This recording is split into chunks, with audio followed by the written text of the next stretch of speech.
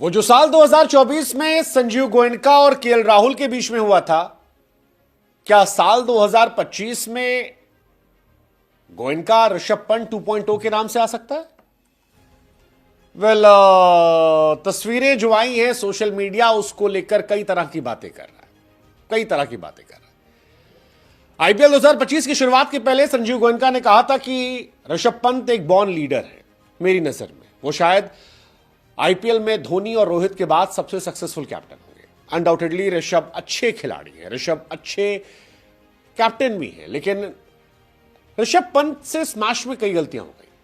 ऋषभ पंत से एक important stumping miss हुई जो शायद उनकी टीम को, लखनऊ को लंबे समय तक परेशान करेगी, क्योंकि वो स्टंपिंग हार की वजह हो गई।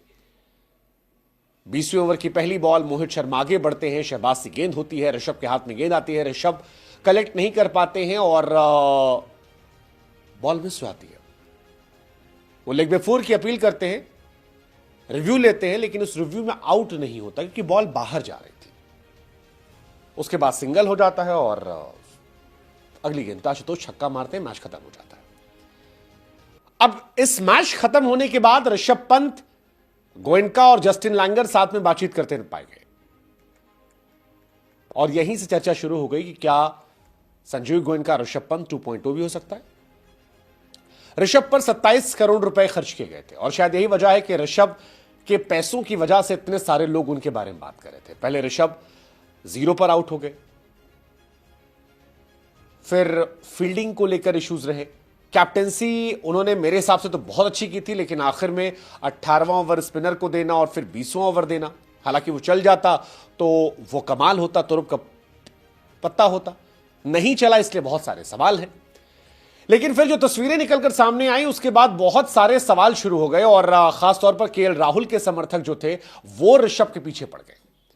इस मैच से पहले ऋषभ पंत कभी भी 0 पर आउट नहीं हुए थे। इस मैच से पहले ऋषभ पंत कभी भी 200 प्लस चेस करने में पीछे नहीं थे, लेकिन इस मैच में दोनों चीजें हो गई और यही वजह है कि बहुत सारी चर्चाएं शुरू हो गई। लोगों को केएल राहुल का इंसिडेंट याद आने लगा कि कैसे एसआरएच वाला मैच हारने के बाद संजीव गोयनका ने डांट फटकार लगाई थी, उसके बाद सेल्फिश कहा था, फिर कैप्टेंसी से निकाला, फैंस ने टॉक्सिक बॉस कहा था और अब ऋषभ की टेंशन ये हो सकती है कि ऋषभ का अगला मैच जो है वो हैदराबाद से ही है और जो बॉलिंग लाइनअप ऋषभ की टीम के पास है वो हैदराबाद की बैटिंग के सामने कितना टिकेगा, ये सोचने वाली बात है।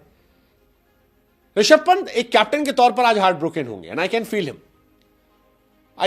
दो इट्स वेरी अर्ली टू जज ऋषभ पंत। एक मैच के आधार पर जज करना बेवकूफी होती है, लेकिन क्योंकि क्रिकेट ऐसा है, 27 करोड़ रुपए मिले थे और क्रिकेट में इमोशंस ऐसे चेंज होते हैं, ऐसे।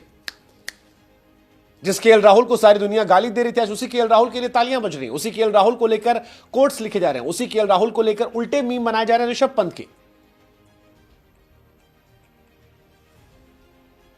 क्या ऋषभ से जो गलतियां हुई वो 27 करोड़ का प्रेशर भी हो सकती है? पता नहीं, बट ऋषभ पर अब प्रेशर बढ़ेगा अगले मैच का, हैदराबाद वाले मैच का। हालांकि हैदराबाद मैच में लखनऊ की बैटिंग भी जो है वो बहुत तगड़ी है, बहुत तगड़ी बैटिंग है। लखनऊ की बॉलिंग भी अच्छी है, वो थोड़ा आखिर में प्रेशर हैंडल नहीं कर पाया, अदरवाइज लखनऊ की गेंदबाजी वॉज फैंटास्टिक।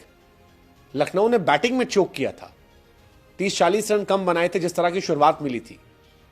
गेंदबाजी उनकी बड़ी तगड़ी थी, 7 पर 3, 15, उसके बाद 54 पे 4, फिर 113 पे 6, जबरदस्त था। बट लखनऊ के बॉस संजीव गोयनका है जो बहुत ज्यादा इन्वॉल्व होते हैं और इसीलिए सोशल मीडिया पर चल रहा है कि यार इतना ओनर का इन्वॉल्वमेंट क्या सही है? केएल राहुल इंट्रोवर्ट थे, सह गए।